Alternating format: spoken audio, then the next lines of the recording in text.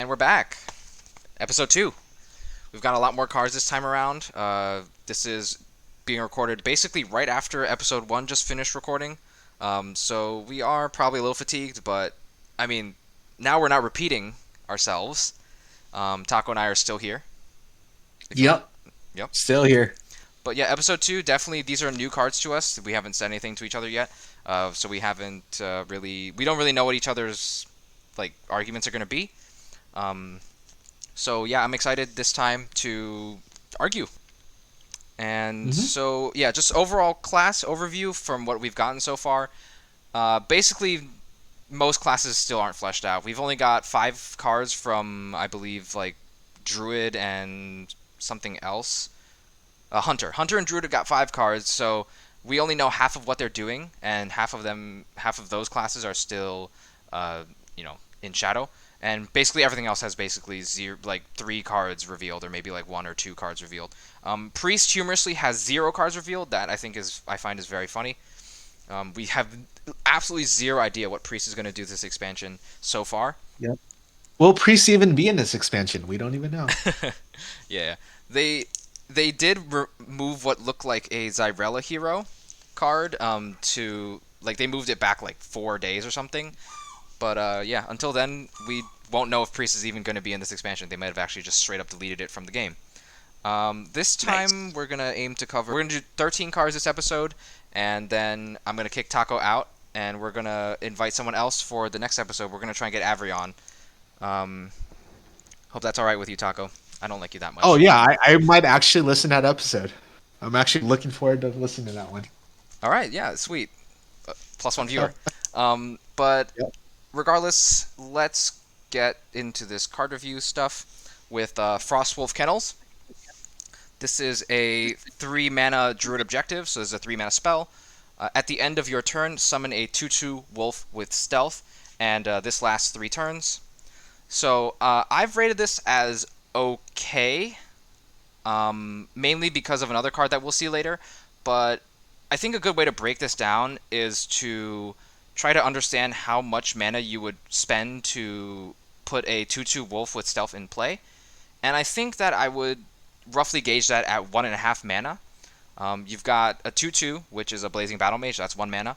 And the stealth is not very strong of a keyword. And the beast tag isn't too relevant in Druid currently. So 1.5 mana seems pretty reasonable. And this is 1.5 mana over 3 turns. So 1.5 mana over 3 turns is 4.5 mana, but you're getting these out really slowly. They can be picked off one at a time, and this is like a 3 mana and upwards, summoning of these 2/2s.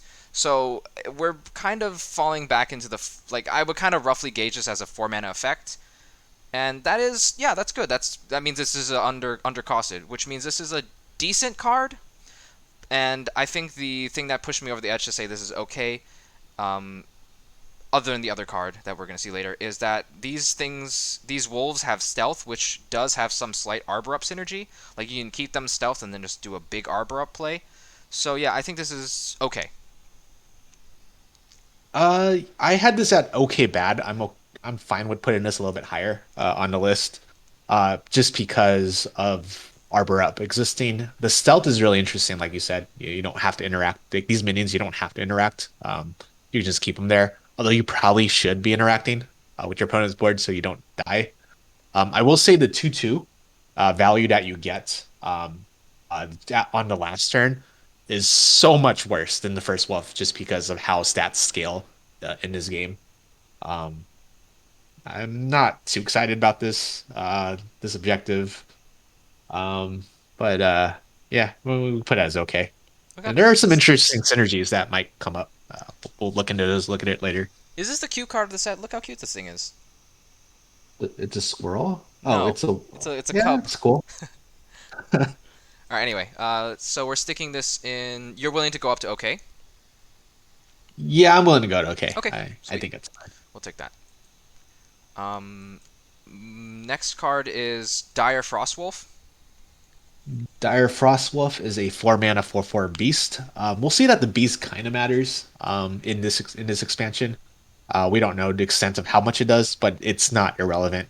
It's a death rattle, summon a 2/2 wolf with stealth. So you summon the Frostwolf cub, Yeah, and it's the same. I think it's the same cub as the it is. objective, right? It's the same artwork. Okay, cool. I'm gonna go okay bad on this one. Um, it's not an amazing. I think there was that card that was similar. 3 mana, 3/3 death rattle, summon a 3 drop, which is Stubborn Suspect. wait, 4 mana. Stubborn suspect. It's a 4 mana 3/3.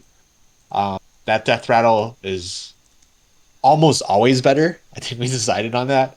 Hmm. Uh, or did decide it is that's the truth. A random 3 cost minion is like almost always better than a 2/2 stealth. So if that card didn't see play, this card is probably similar in power level. Maybe depends on how you value the upfront +1/+1 that you get. Yeah. Um, so if we ignore the beast synergy, these are very similar. And if so, I'm just gonna say it's okay bad. Yeah, so Stubborn Suspect, I agree. I have an okay bad rating for this one. Stubborn Suspect is the thing that you should draw the comparison to. You could also just say this is like a piloted Shredder. You know, the stats are more similar. You know, you get like 4 attack. Um, the there is a big difference here in that this thing actually has a keyword. Stealth is relevant. It does also, like, as we mentioned before, just for the objective. This curves even more perfectly into the Arbor upturn. So we've got a lot of like stealth minions in Druid right now. Maybe we see kind of a stealth payoff in Druid coming up in this expansion. Like I said, Druid's got like 5 other cards. We actually have no clue what those 5 other cards can be geared towards. So if it's stealth synergies, I'm interested. Like we definitely have a lot of stealths just with Dire Frostwolf here, as well as these Wolf Cubs. So, but if we just look at this card, it is kind of on the power level of a Stubborn Suspect. So it is leaning definitely in the okay bad category. You can convince me to move this upward, maybe, as we see more and more cards, but for now we're going to Sure. stick in okay bad. Mhm. The next card and the kind of payoff for these beasts is Frost Saber Matriarch, a 7 mana 4/5 Druid minion. Taunt, and costs 1 less for each beast you summon this game. Um, I've got this at okay. This is definitely Mhm. reminiscent of Corridor Creeper, and it's definitely reminiscent of Umbral Owl and like any other of those permanent reduction minions. Those have generally historically been really, really good. And summoning beasts isn't too hard, as we've just seen from the 2 Druid cards that we just showed. And so this should, in theory, be a very, very strong card. It's just that I'm not really convinced about the power level of the other 2 cards and whether or not this works as a strong package together. But what I will say is that we're getting more reason to run minions in Druid again. And I think that's a really refreshing thing. I think that's really awesome. But we do need to see more before we can say that this is actually playable. So just okay for me for now. Yeah, I agree with okay. I just remembered a card called Anubisath Defender in Sabers of Doom. Um, Slightly worse stat line, but easier to proc. Um, if you remember playing that card, getting that out for 0 mana is like It was was good. pretty good. It was Like it good. wasn't the end of the world, like how Corridor Creeper was, but of course we have to scale the metas differently because Corridor Creeper was way overtuned. Um, yeah, that was a reasonable turn you could do, Yeah. and it didn't really blow out your opponent, but it gave you a lot of space as a druid to do crazy things in your later turns. Um, and if this was good, then that should also it might end up being the same. Hmm. The beast synergy is really weird. I don't know how to judge that yet. We'll have to see more cards, so I'm just gonna Before say this. before this This is rotated, okay. actually, it was actually amazing. Because you would go survival of the fittest and then drop this down for a 0 mana like uh 7/8 taunt or Yeah, 7/9 yeah, taunt, exactly. Yeah, something like that, I and it remember would that. be crazy. It would be really that would be the stabilization factor for survival of the fittest druids back in the day. Yeah. So It's yeah. yeah, I'm fine so with okay. yeah, you shouldn't do that because Umbral Owl probably if that was a thing, if a glowfly swarming druid actually cared about cheating out minions, Umbral Owl is probably better than Frost Saber Matriarch, and I don't think most of them do run Umbral Owl. There is one, I believe some variant of Anaconda Druid does it, but yeah, Umbral Owl is just better, and that's not that it's just better. Okay. Okay, so we're gonna stick this Oh, wait, in. this is cheaper after Glowfly. Like after you play Glowfly Storm, this is free. Yes, but also you're This is like playing a bunch of other spells ahead of it, ahead of the Glowfly probably, right? You're playing like Nature Studies. Maybe you're blooming out. like everything you don't You're have also not board always space, summoning sure. But, seven. You're also not always summoning seven off of the Glowfly. you're summoning like if you summon 5, it's cost 2. Like anyways, it's It's probably okay. not being. I don't I keep changing to that I because. don't know if that I don't know if that idea is absolutely bad, but it could work. We have to see. Okay.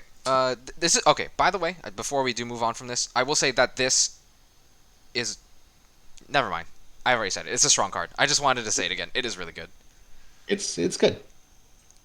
Okay. Moving on to what Taco has chosen specifically to review this week for himself, Locklar the Ice Lord. Locklar the Ice Lord is a 10 mana 8/8 elemental legendary. Has Rush, Wind Fury, and it costs 5 less if you have 15 health or less. I think we were really confused by this card, how to rate it. The only place that it seems it could fit in is current Warlock Handlock. And in Handlock, it's kind of awkward because although you're tapping a lot, you're taking damage. You're also playing a lot of cards that heal, and you also have the quest line that just heals you uh, just for tapping. So you or for taking damage. So you could easily be above that 15 health threshold. Um, so I'm not absolutely sure if this is optimal in that deck, and it costs 5, not 0. You want your big cards to really not cost anything. Um, so at the moment, I don't think you play this in Handlock. If we just had this card today, it might not be optimal. But I could be wrong about that. Um, but I want to put that as okay because there's just a lot of doubt about this. I don't know. I don't believe this fits anywhere else based off the archetypes that we've seen. I don't. I haven't seen a lot of self damage archetypes. If we look at, we have a lot of archetypes that don't like to take damage, like Paladin, for example. So that'd be a hard no. And Hunter would also be a no. So I really don't know where else you would play this besides Warlock. Yeah. Yeah. Definitely have a similar overall analysis of the card. I've got it as okay bad. I'm if you're down on Warlock, if you're down on it seeing playing Warlock right now, and then it's probably. I mean, yeah, it's gonna be like it's gonna need either like a playstyle change, or it's gonna need to be like threatened a little. Like Warlock's gonna be able to need to be pressured a little better. Like I'm not sure that this will see play. It's definitely a strong payoff. Rush Wind Fury is actually a very strong combination of keywords because after clearing 2 things, it also threatens 16 damage the turn after. So there's a lot of lethality. There's a lot of comeback swing potential in this card. That Right. generally marks is a hallmark of a really strong card. It's a lot of swing potential. Being able to counter lethal is a very big thing. But Yeah. yeah, already having Wind Fury. Is that a bad thing? No, it's not. That's not a bad thing. I was gonna say it doesn't synergize. It doesn't do anything along with like Battlegrounds Battlemaster, but like why play Battlegrounds Battlemaster when you on this specifically when it already has Wind Fury? Like that's not a bad thing. That's not a knock on this card. It's a strong card. It's just it's tough to. You definitely don't want to be spending 10 mana for it, and 5 mana is still quite a large amount. So okay, bad is what I'm rating it. Yeah. One interesting thing about like how you beat Face Hunter as Warlock is you counter lethal them. So you kill them before they can kill you. This lets you do that, but also as a Warlock, you're also healing. You're also like trying not to die. So this is kind of a double-edged sword. You want to be at the low health, so you could play the 8 mana 8/8.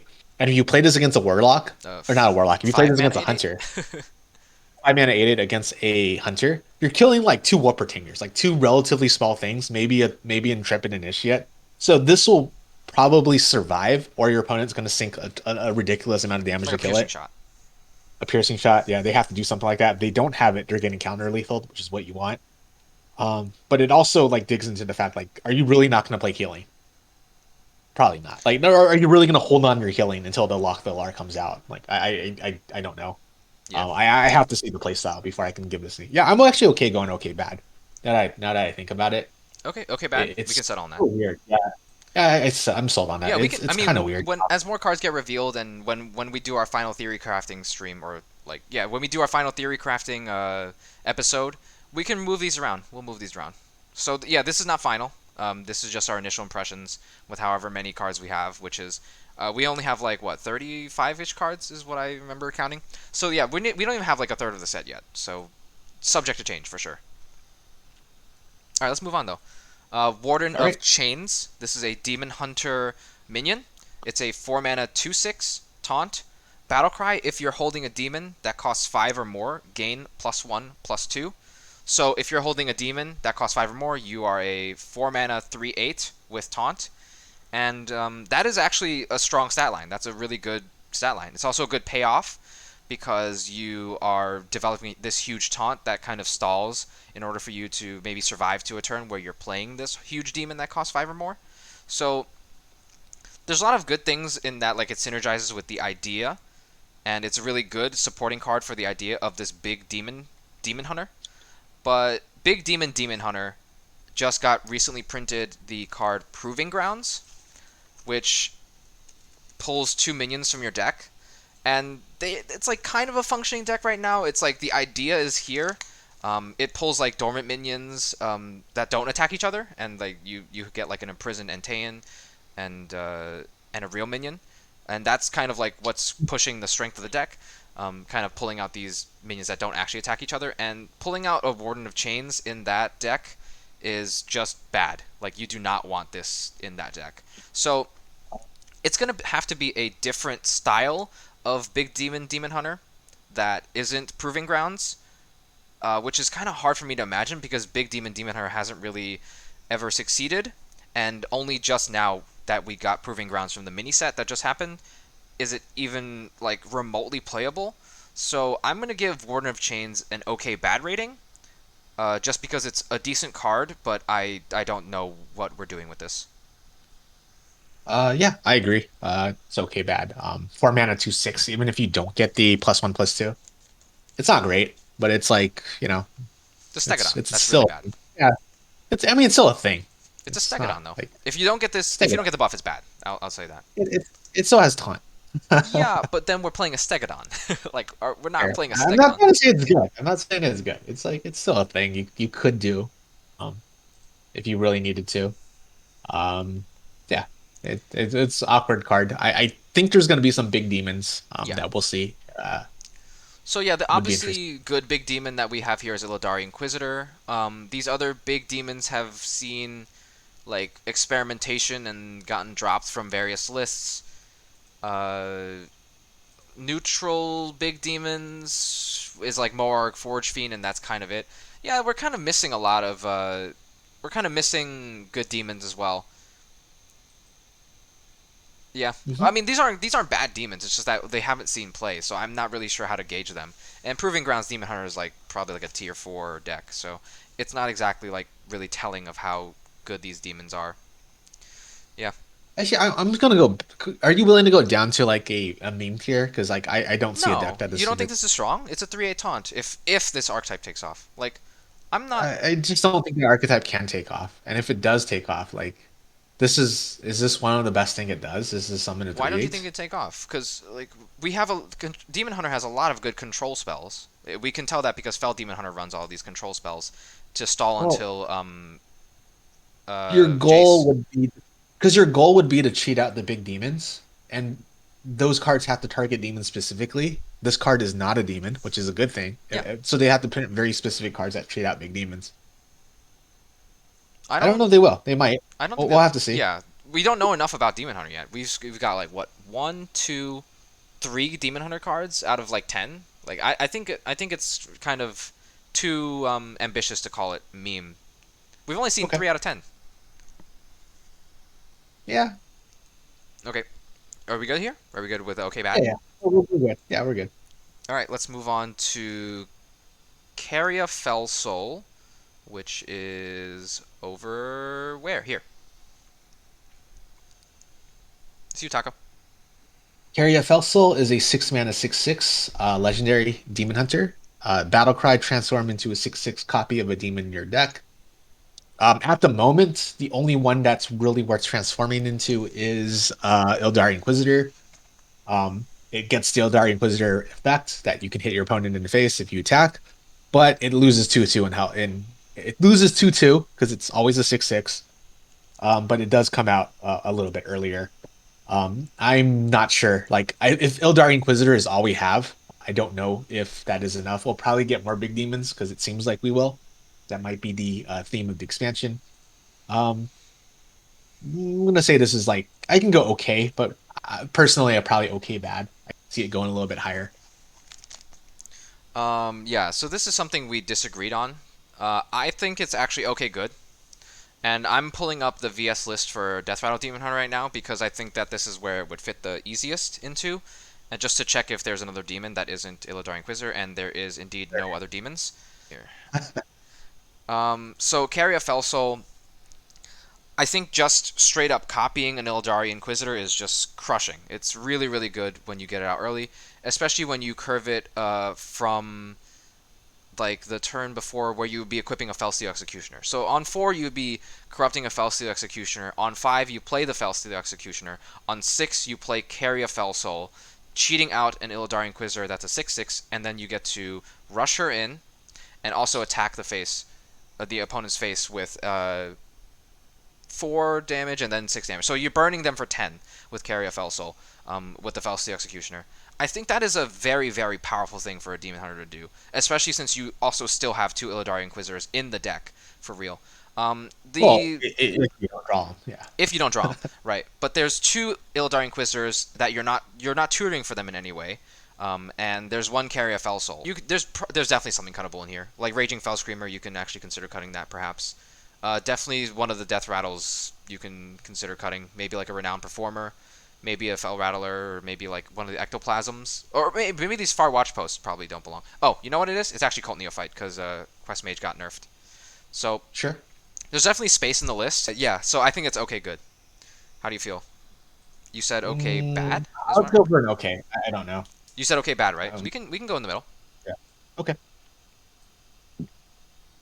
Wow, we're really lopsided downward, huh? You see? Yeah, most of these. I mean, we have no context on a lot of these, True, so we true. can't really. As more and more context comes out, I expect more and more things to rise to the top. But yeah, next card is Glacier. Where is it? Baron Glacier is a 7 mana shaman legendary with Battlecry. For each frost spell you've cast this game, summon a 3/4 elemental that freezes. Love the name. Very funny pun. Very good wordplay. And it summons a Frozen Staggered, which I believe this art is from Mercenaries. And it doesn't really look very elementally, but sure, we'll take it. Um, so this is a card that was leaked maybe about a week before the expansion announcement was released, and a week before, I looked at this card and thought it was really bad. Like I thought it was really really bad, um, and I maintain that. I think it's okay bad, but leaning on pretty bad. Like I'm not really optimistic for a free shaman or a frost shaman archetype, mainly because shaman has 0 frost spells in standard at this moment, and so far we've only seen 1 frost spell printed. So it's going to be tough for a frost spell like payoff like Baron Glacier to see play in this upcoming expansion. So it's really tough to rate him above bad. But I will say he does generate a lot of stats, and all of these stats do freeze any character. So it could counter like things like Poison Rogue or like Demon Hunter, like being able to freeze their face for Ildari Inquisitor, stuff like that. So there is stuff that this can do. It's just I'm not sure like how many elementals this summons, and more specifically, it's not militia, sociologist militia. Um, and militia is really really good because the things she summons, the tokens she summons, they are able to rush. This Baron Glacier does not summon rushing tokens, so very very different, very very bad. But Yeah. I'm willing to give okay bad. Yeah. Even if they don't rush, they can at least taunt. Like we can't dismiss this card too hard because we have to think about things that just generate a board by themselves. We've had a lot of the board in the box cards, right? As Dara calls them. We have the original one. What's King Feoris? Feoris. That I'll play.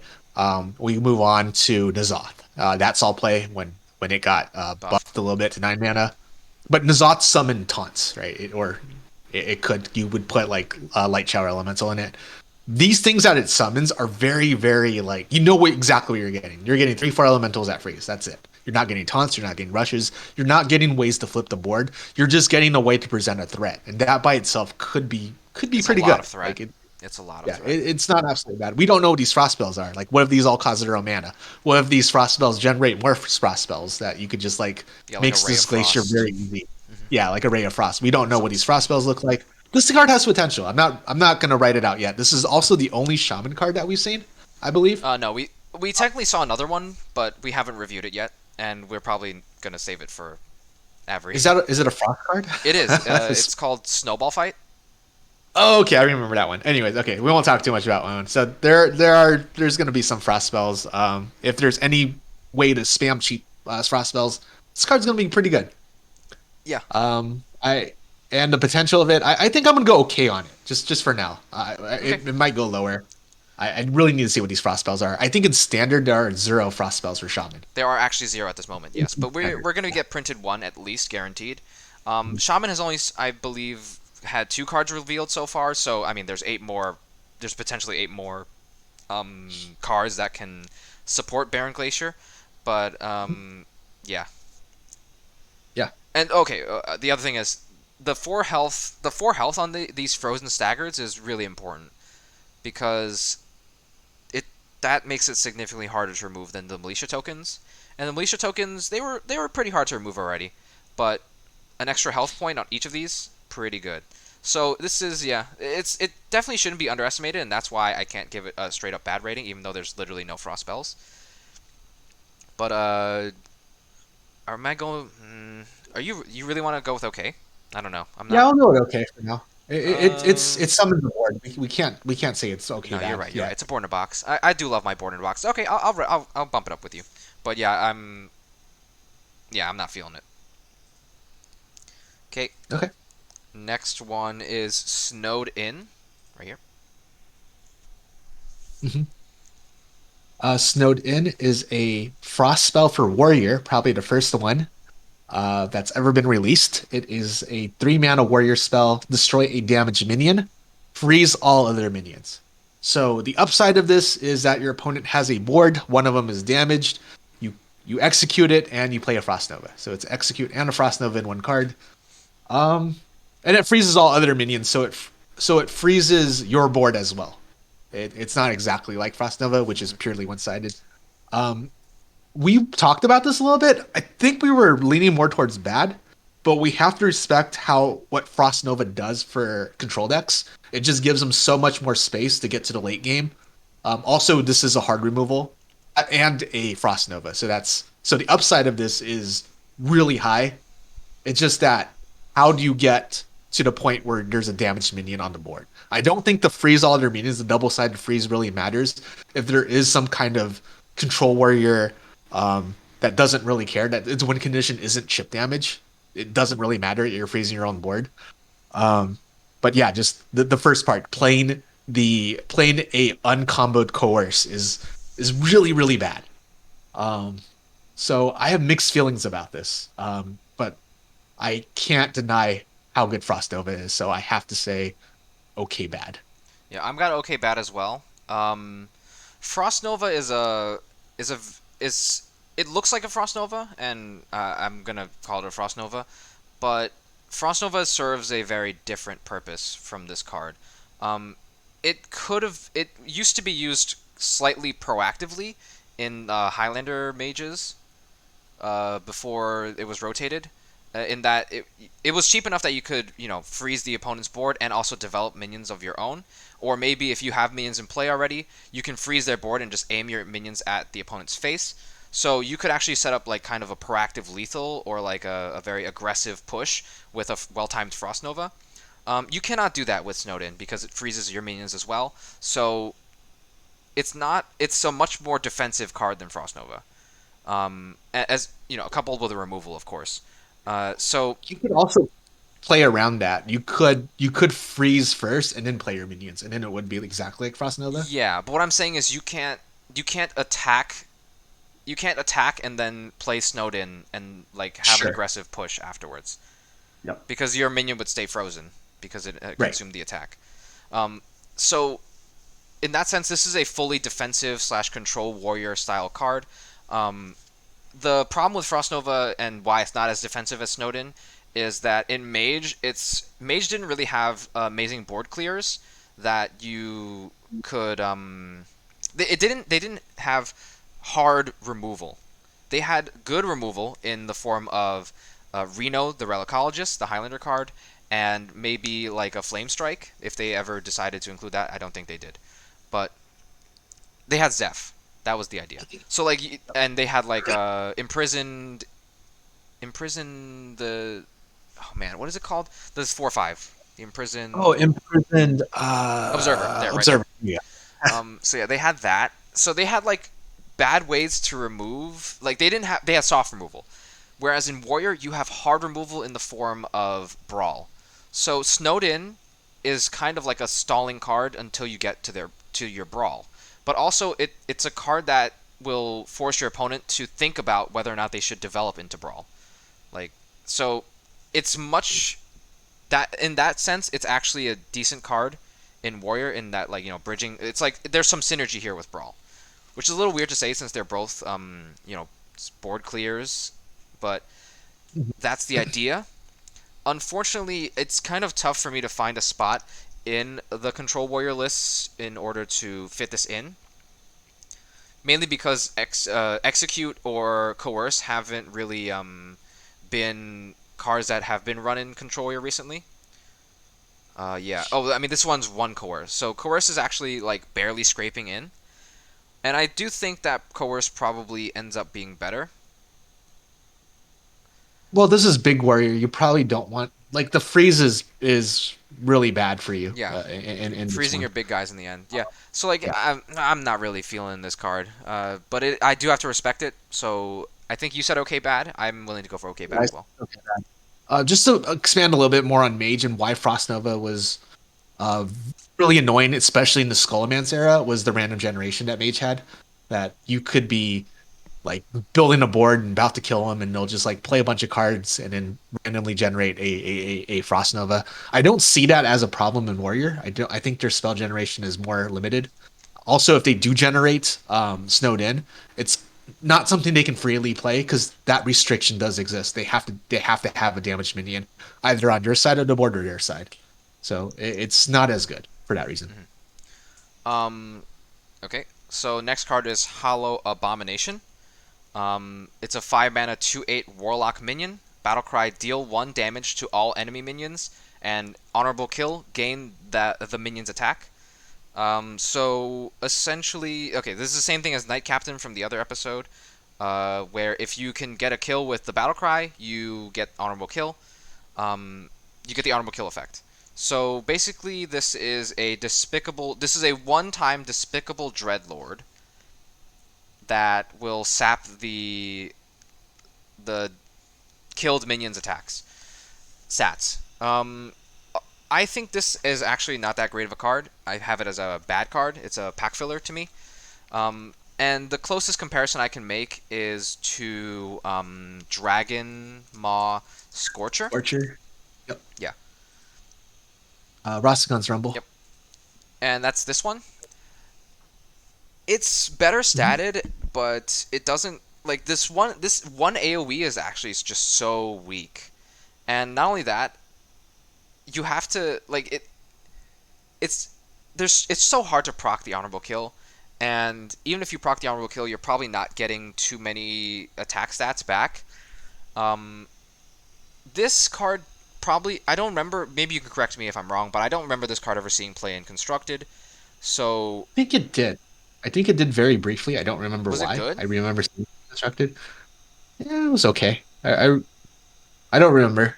I don't remember exactly. I have Yeah. to like really look into it. It's been a But it might while have sounded since we've been in Roscon's yeah. Rumble, if you couldn't tell. It's been like Also, with 3 Rastigon's years. Rumble, like nobody remembers Rastigon's Rumble. Yeah, that was not a strong expansion. But yeah, so the alternative that I can compare this to is the other thing I thought of was Twilight Drake. Twilight Drake that removes some minions. You do probably gain like a bit of attack. Maybe you get like you get up to 4 attack, you get up to 8 health. That's a Twilight Drake kind of, and you remove something, and you would lightly AoE the board. That's also not really good. So this is not going in handlock, I would think. If this was going in handlock, we would actually see Entitled Customer do its job better. Yep. And in terms of clearing the board, in terms of actually presenting a threat, Flesh Giant and the other giants and Etheron do its job better. So it's tough for me to really say that this sees play. Yeah, I agree. I think this is a very satisfying card to play if you do get it off. Like the on just seeing the honorable kill go off and this thing increase in attack is pretty cool. But I can't think of a deck that this goes in. This is just pack filler. Mm-hmm. Okay. And now we go to Ivis. Ivis the Forest Lord. It is a legendary minion, 1 mana, 1/1. Battle cry, spend the rest of your mana and gain +2/+2. Rush, Divine Shield, or Taunt at random for each. So before the episode, we talked about this card, and I think it was important just to work out what the math really means. And I think the breakpoint is around 7 mana. At 6 mana, your expected value is you'll get every one of these keywords. And then at 7-ish mana, am I wrong? It's like it's Siamat, right? More or less. Yeah, it's So basically CMAT at 7 mana. so you really want to play this at 6 or more mana. You almost never want to play this unless you're just hard losing at anything less than that. So the opinion of this card is like, well, how do you feel about Siamat? Um, and me personally, I'm pretty high on CMAT. I think that when you are in a meta with hero cards where you need to bridge to higher costs, um, it's a very good card. You want these things that remove things from the board and develop a threat, which is what Ivis does at those mana points where you will get to, because you want to play your big bomb hero cards that we've only seen like maybe 2, 4. I don't know how many hero cards we've seen. We It's a standalone card. It's not really a card that you build your deck around. It's just a big card that you might want to play. So I will have this. I'll have this at okay. just to clarify how this works, a dev did confirm that you can't re-roll the keywords. So if you roll Divine Shield, then you can never re-roll Divine Shield. So you can get Divine Shield, and then it'll be out of the pool, and then you get Taunt, and it'll be out of the pool. You get Rush, it's out of the pool, and then the rest of the mana is just spent on stats. So on 6 mana, you spend 1 mana, and then you spend 1 mana because Ivis costs 1 mana, and then you have 5 mana left to split between each of these adaptations. We'll call them adaptations because it kind of reminds me of adapt, the mechanic. And so the math does work out where you're expected to average each of these keywords as well as +4/+4. So Yep. on 6 mana, or like kind of a little bit under +4/+4. But basically, the average is you get each of the keywords and you get +2/+2, +3/+3, something like that. So wait, what is it? Yeah, you're getting a 5/5 Rush, Divine Shield, Taunt, and if you had played it At on 6 5 mana. mana, Mhm. yeah, for 6 mana you're getting a 5/5 Divine Shield, Rush, Taunt. If you're playing it on 5 mana, you get like a rushing. You get like a Rush, Divine Shield, Taunt with that's a 3/3 roughly, and that's like a rushing Talon Forging without the Death Rattle. And I don't think a rushing Talon Forging without the Death Rattle is very good. So you do have to play this kind of on 6 mana and up to have a good expected value. Siamat I'm a lot lower on than Taco. I don't think Siamat is a really like amazing card. It's a good card, but like Ivis isn't quite a Siamat. Like if you miss on any of the keywords, it's really really bad because then you just have a stat lump, and maybe Rush is probably the most important one to get. But if you miss Rush and then you kind of have just a giant taunt, gets hard removed, or just like a giant Divine Shield, gets hard removed. Rush at least can actually do something on the turn that you play it. So the inconsistency is probably where I am doubting this a little bit. But if we're just talking mathematically, this is a decent card. So I'm gonna personally go with okay bad. Okay. I don't know how you want to do this though. I also want to talk about the RNG on this card. Like the RNG on this card is really dumb in the sense that it only hurts you because you whiff on a keyword. Like when you play this card, you pretty much want those keywords. You don't care as much about the +2/+2. Russian Divine Shield. Like you want that combination. Taunt, whatever. You can whiff on that. So that RNG only hurts you. If you whiff on every single keyword, which could happen, it really sucks. It could suck to play. It's one of those things where there is no high roll for this. There's only low It rolls. kind of depends still. Like if you play this on low mana, like mana's lower than 5, you kind of just want like stats. Like you just want to hit stats Yeah, every but single time. you should never play this on like you should almost Well, always never yeah. play. If you have better than You won't you should never ever like intentionally play this on 5. Like that'd be a desperate play. But if you yeah. were to play this on lower manas, you just want stats, and maybe you get like rush. Because if you just like get repeatedly get the +2/+2, we're talking about like Edwin, like an Edwin sized minion, right? So on six, let's say 5 mana, if I get all the +2/+2s, You're a 9/9. that's plus. Oh wow, that's an Edwin. Yeah. Yeah, you're talking about Edwin. So like So ideally yeah, you sacrifice like one of those +2/+2s for a rush. Like you definitely want a keyword. Like you definitely want at least one keyword in the mix. But if you play it on low enough mana, you just want stats, right? Because like at some point it's just like a high enough threat. So it really depends what you want. But I think that you're probably like you can't expect to get +2/+2 like repeatedly, right? So like that's just a high roll, and it's a high roll that's a thing, but it's really such a low percentage of getting that high roll that you shouldn't expect to have that. But that's what you would be wanting out of a right, low because you're mana mix. rolling you're rolling 1 in 4 X amount of times Yeah. So because only +2/+2, which you can get each time.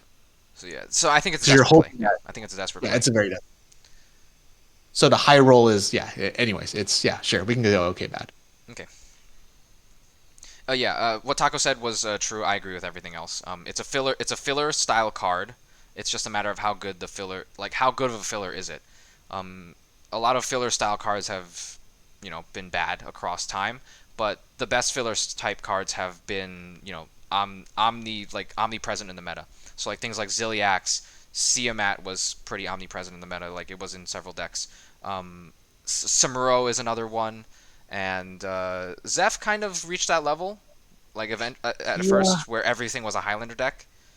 Even decks that were some decks that ran duplicates like Quest Druid Uh, back then even tried Zeph. So like it could get to a point where Ivis is like that, but I'm not. I don't think Ivis is one of those omnipotent, omnipresent filler cards. All right. Next card cool. is Abominable Lieutenant. This is a neutral 8 mana 3/5. At the end of your turn, eat a random enemy minion and gain its stats. So how I understand this works is when you eat the enemy minion, their death rattle still triggers. It's kind of like just a destroy effect. So that's a little strange because I believe Mutinous uses the same keyword, which is eat. Not really a keyword, but it's a flavor wording. And Mutinous eats from hand though, so not quite like that. Triggering a death rattle from hand is a little strange, but I believe this does. And so Oh, yeah, what does eat mean? Like, how does that affect the res pool? Do you know? it should be just. It should just say it's destroy. Treat it as destroy. Okay, but eat for mutinous that doesn't put it in the res pool, does it? I It don't does think it. I don't know. not because it wasn't on board. Got it. So it's like destroy a card in hand.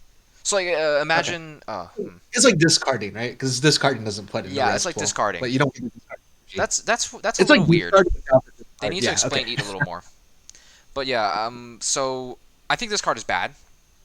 I think this card is bad is for the reason that it's just costs too much mana to like physically play from your hand. Um, it reminds me of Ragnaros and Runaway Blackwing, and those were cards that Ragnaros has long been power crept. You would never play Ragnaros from hand anymore.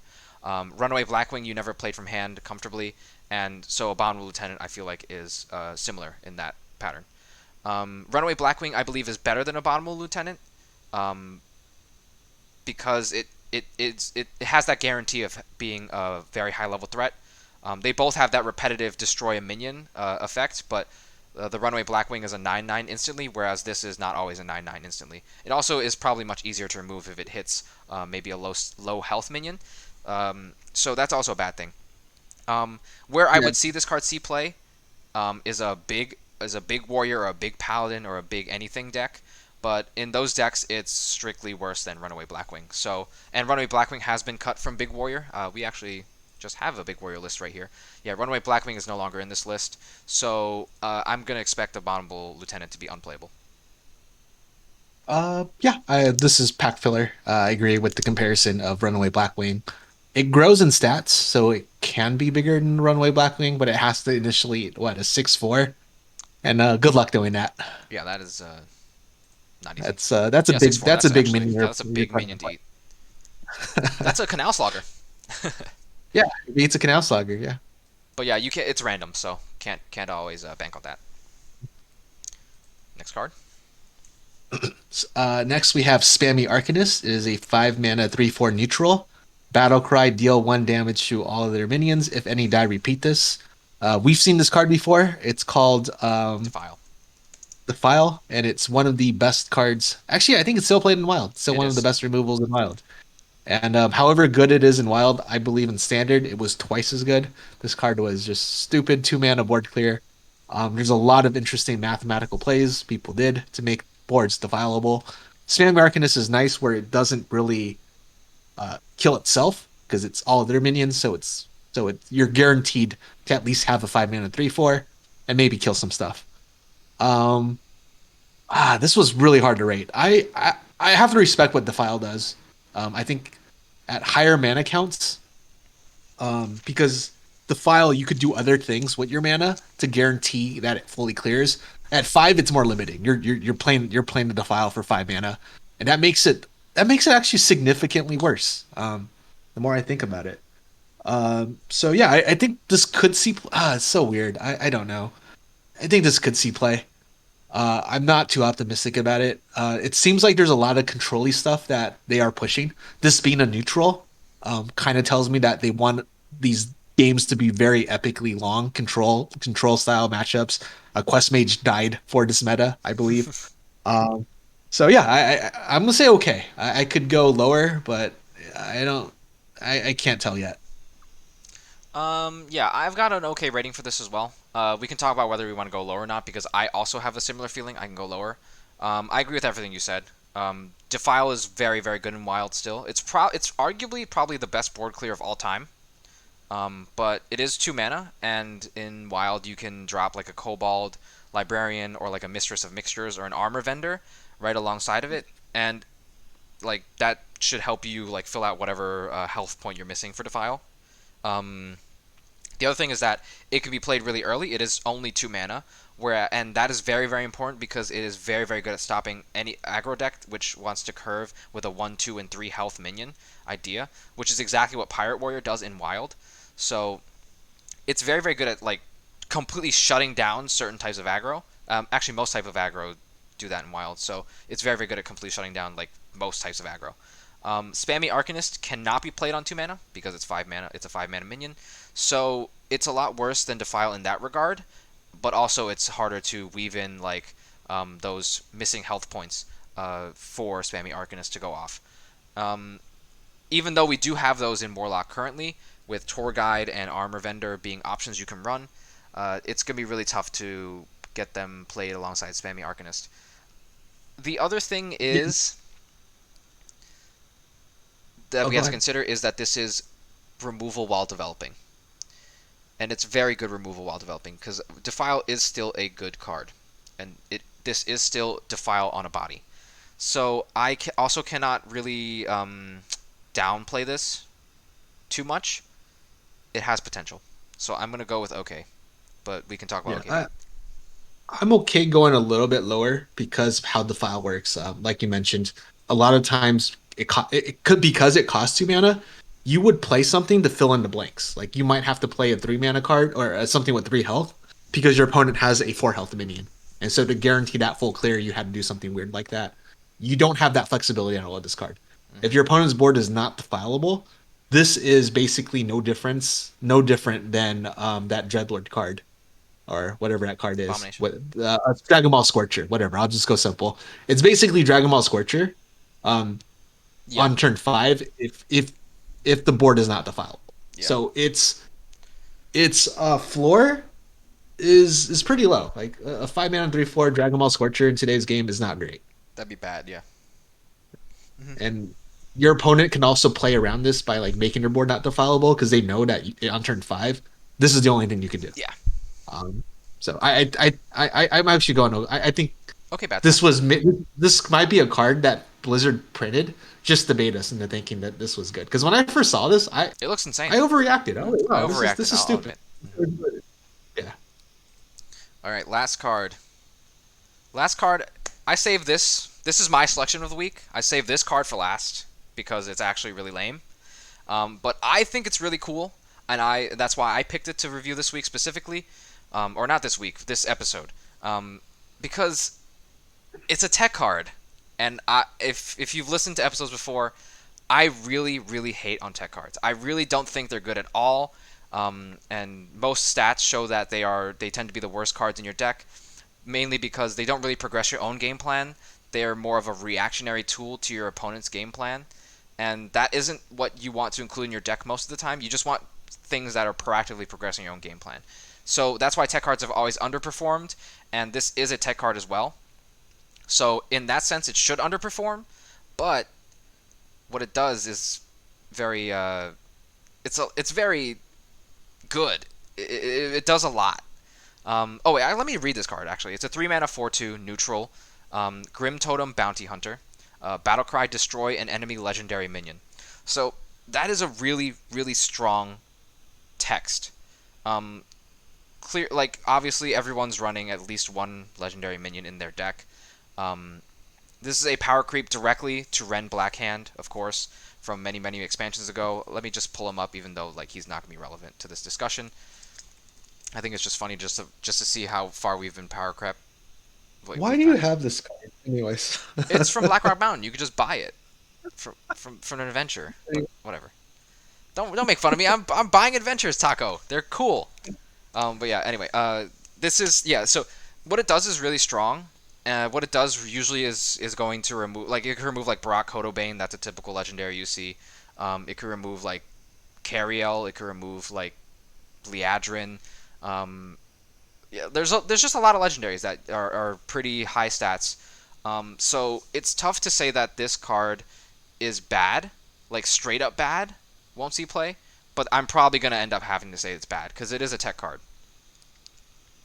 Yeah, I think we didn't really look at, we discussed mathematically that the meta has to have every deck have maybe 2 to 3 legendaries on average, because some decks probably won't have any legendaries, for this to be worth it, for this to be worth running in, so that you can play this on ladder.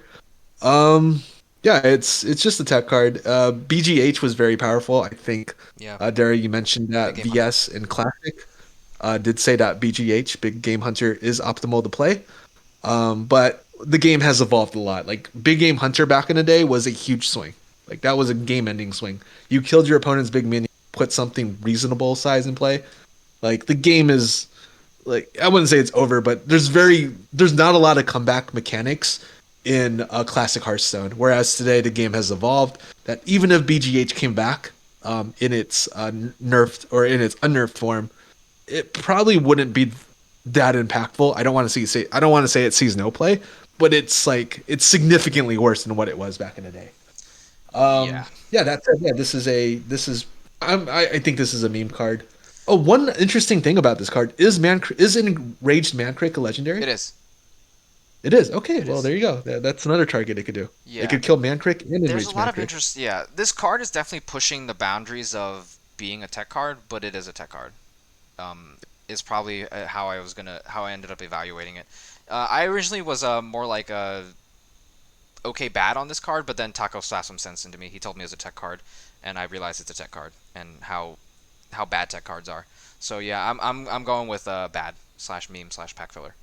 So that's the end of this episode, though.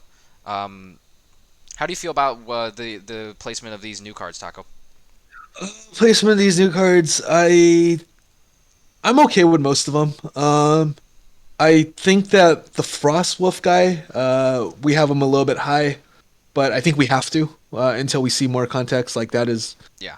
that's one of them. I still don't feel too good about the 6 mana 6/6 Carrion. lady. I Carrion think felt he's a so. little high.